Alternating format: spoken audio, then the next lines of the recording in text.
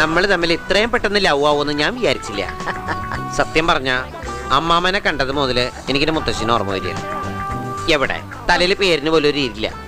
അമ്മാമ്മയുടെ തലയ്ക്ക് ചൂടായതുകൊണ്ട് പേനൊക്കെ ഇറങ്ങിപ്പോയിട്ടുണ്ടാവും.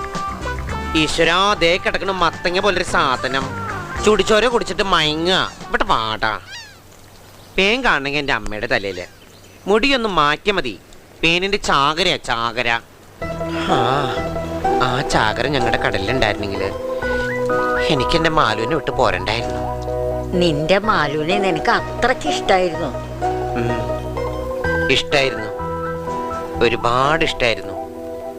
പക്ഷേ ഞാൻ ശാപമാണെന്ന് എല്ലാവരും പറഞ്ഞപ്പോ അവള് പോലും ഒരു വാക്ക് തീർത്ത് പറഞ്ഞില്ല.